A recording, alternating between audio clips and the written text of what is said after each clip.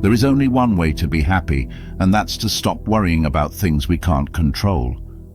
If something external upsets you, it's not the thing itself that's the problem, but how you see it. You can change your view at any time. The biggest obstacle to living well is always looking to the future and not appreciating today.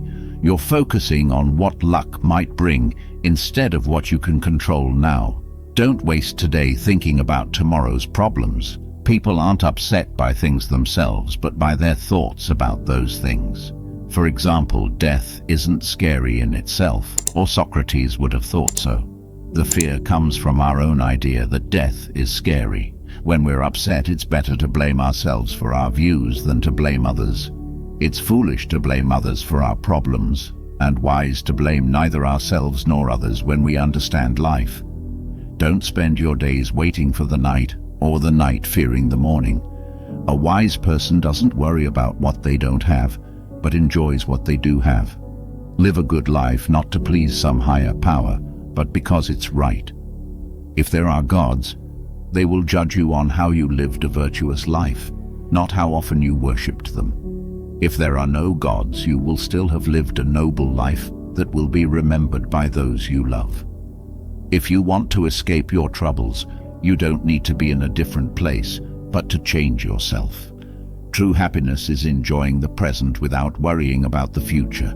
Don't get caught up in hopes or fears, but be content with what you have. The best things in life are within us and attainable. A wise person is happy with what they have, not wishing for what they don't. To live a happy life is to have a mind that is free, brave, and steady, valuing virtue as the only good and vice as the only evil. Such a person is always cheerful and joyful, finding happiness in their own thoughts and not needing external joys. When someone wrongs you, understand their idea of good and evil to forgive them, knowing you might have acted the same in their place. If you don't share their ideas, you can still forgive them, seeing their actions as a result of their beliefs. So it might be easier for you to forgive someone who is confused or mistaken. In a moral sense, being wealthy doesn't mean having lots of things, but rather being content with what you have. Instead of just talking about your beliefs, live them out. Decide what kind of person you want to be, and then act accordingly. If someone can make you angry, they are controlling you. They can only make you angry if you let their actions bother you. Our circumstances don't define us. They only show us who we really are. Don't try to control events, but accept them as they happen, and you'll be happier. Remember, you're in charge of yourself. Try to live in a way that your happiness doesn't depend on things outside your control. A good person does things because they're right, not to impress others. If you live in harmony with nature, you'll always be rich in spirit. But if you live to please others, you'll never truly be wealthy. All cruelty comes from weakness. It shows strength of mind to be able to be alone with your thoughts. A gift is not about what is given, but the intention behind it. You fear what can harm your body, but desire what can fulfill your soul. If you don't know where you're going, no path will get you there. You act as if you'll live forever, without realizing how little time you have. You waste time as if you have an endless supply, when in reality every moment you spend could be your last. Your thoughts shape your soul. You gain so much time by focusing on your own actions instead of others. Each day remind yourself that you'll face challenges, but they come from others' ignorance, not your own. Understand that people are fundamentally like you, and their actions can't truly harm you. You and I are meant to work together, just like how a person's hands, feet, or eyelids all serve a purpose without hindering each other. Obstructing each other goes against nature's plan. When someone speaks badly about you, don't try to defend yourself by pointing out your other faults. Just say, maybe they didn't know about my other good qualities. It's often not helpful to hold on to anger and dislike for the world around us. The world, with all its history, people and cultures, is the way it is, not the way we want it to be. When we resist this reality and expect things to be different, we create internal struggles that lead to suffering. The idea of amor fati, or loving your fate, is about accepting life as it is and embracing everything that happens to us. However, this doesn't mean passively accepting the world's wrongs. It means understanding that the world is as it is, and we should see it clearly, without our biases and expectations. This helps us understand what we can change and what we can't. When you feel angry with someone, try to understand what led them to behave that way. Most people are doing their best with what they have, and there's often a story behind their actions that we don't know. One of life's ironies is our desire for comfort and the avoidance of hardship. While seeking comfort in basic needs like food and shelter is reasonable, excessive comfort can lead to its own problems. It can make us less resilient to hardship and limit our growth. Balancing comfort with challenges is an important part of a fulfilling life. When we ensure our basic needs are met without letting comfort weaken our determination, we're practicing voluntary hardship. The ancient Stoics believed in this.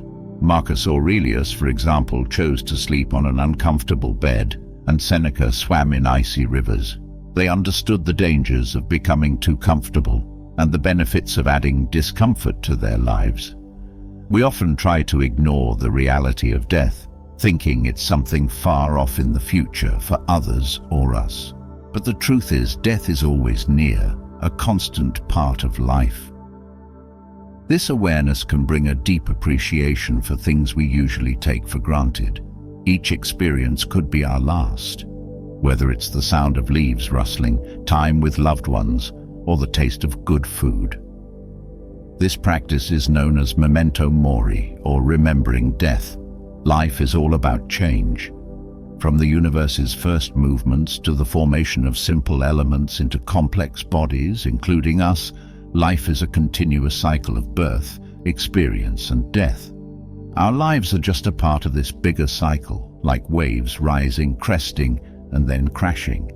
When we end, our atoms reconfigure, making way for new life, continuing this cycle forever. Change is inherent in the entire universe, from the grandest to the smallest scales. Improving our lives often comes more from small daily changes in our habits than from big accomplishments or acquiring expensive things. Habits built over time, like waking up earlier, going for a run, or spending quality time with loved ones, contribute more to a happier life. While big achievements matter, it's these everyday habits that pave the way. Finding a balance between looking ahead to the future and reflecting on the past is crucial. Planning for the future is important, but focusing too much on it can make us miss the present. Similarly, learning from the past is valuable, but dwelling on it can make us miss out on living in the present. Life happens in the here and now. When I face death, as we all must, the time and circumstances will largely be beyond my control. Whether it comes tomorrow, in a year, or in 20 years, it's the nature of life to end. Instead of dwelling on this, I'll focus on what I can control, how I use the time I have now. I'm not trying to minimize your struggles. If tears could change fate, we'd cry. But instead, let's use our time wisely, not wasting a moment in unnecessary sorrow. Even if we beat our chests in grief, we can't bring the dead back to life. Destiny is fixed and won't change, no matter how much we suffer. Death keeps what it takes, and our grief won't change that. Let's end our futile sorrow and take control of our lives. It's like being a pilot. A bad pilot lets the waves steer the ship, but a good one holds the helm even in a storm and deserves praise even if the ship sinks. Don't let the future worry you. Face it with the same reasoning you use for the present. Some things like physical pain, losing loved ones, or wars can affect even wise people.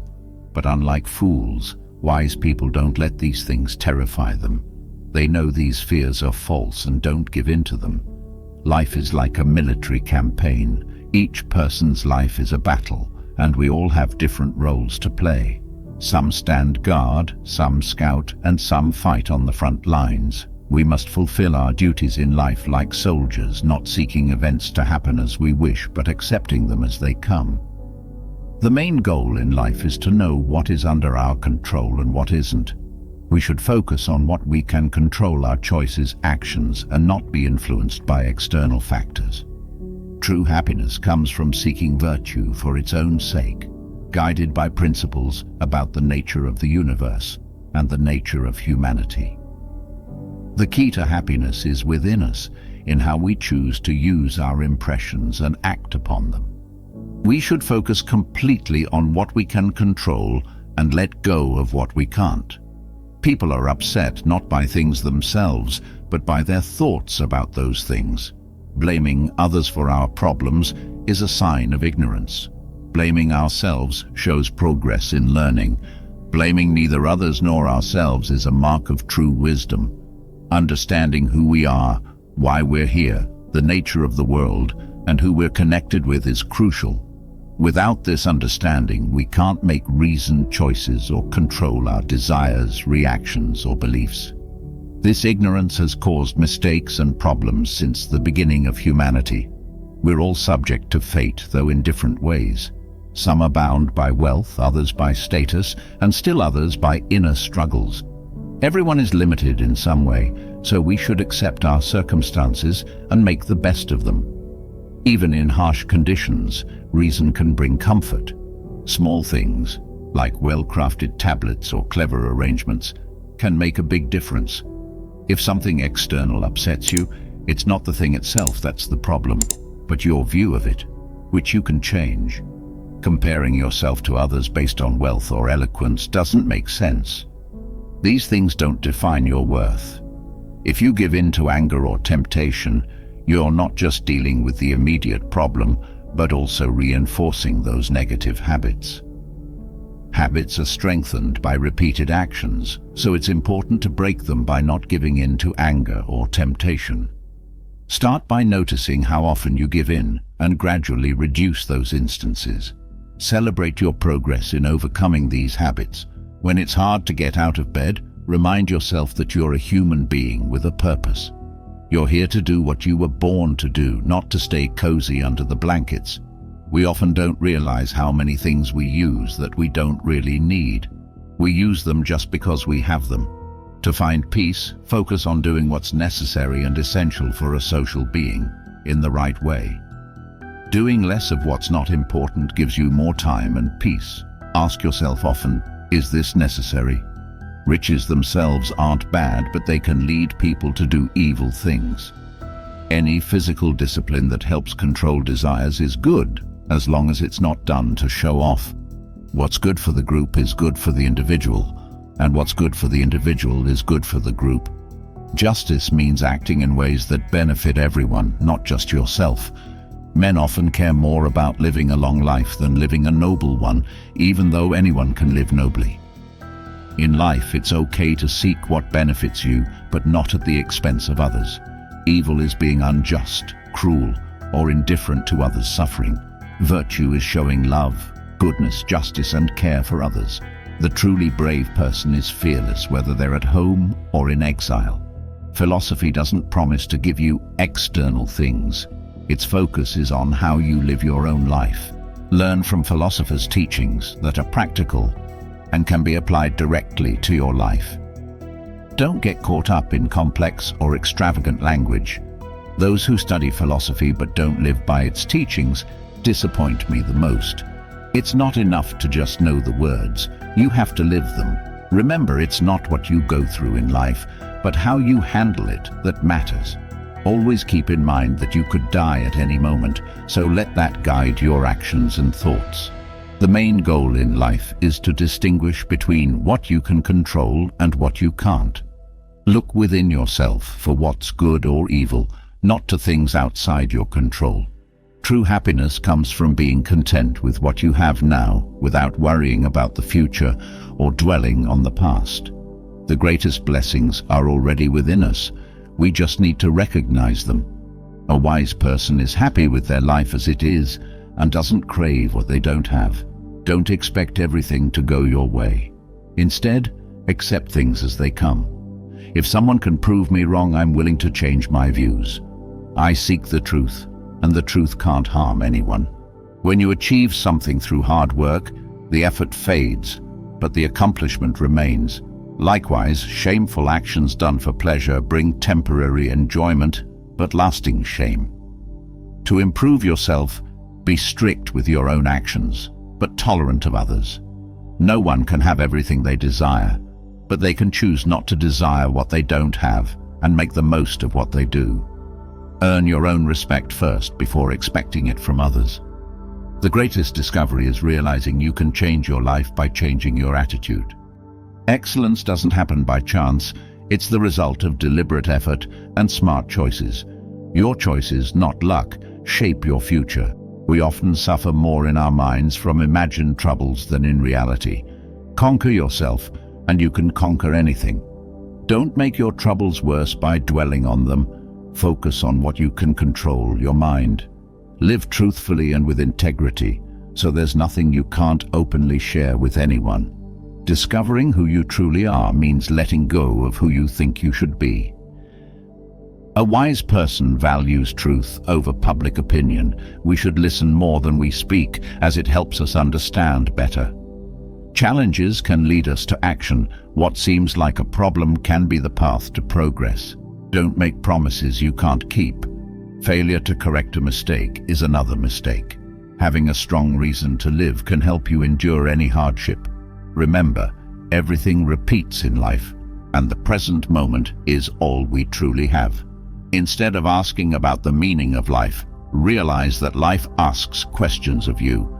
You answer life by taking responsibility for your actions. Anxiety doesn't change anything. Happiness comes from thinking positively. A well-ordered mind can find peace in solitude. Our greatest power against stress is choosing our thoughts wisely. Speak only when you're sure it adds value. Wisdom, according to many ancient schools of thought, is finding peace of mind.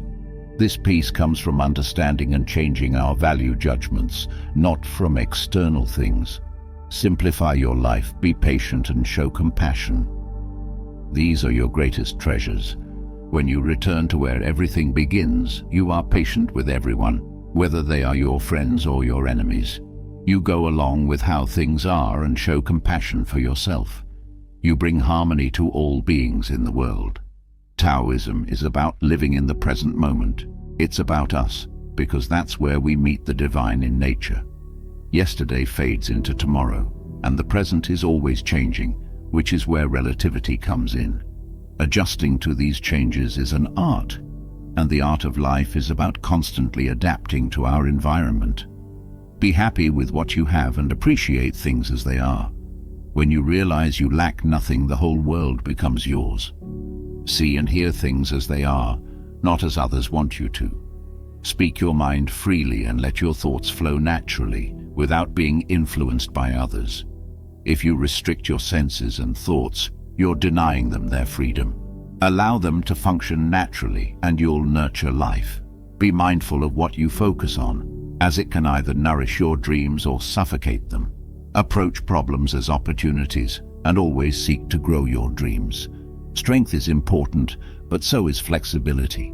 Know when to stand firm and when to yield, as success or failure often depends on this.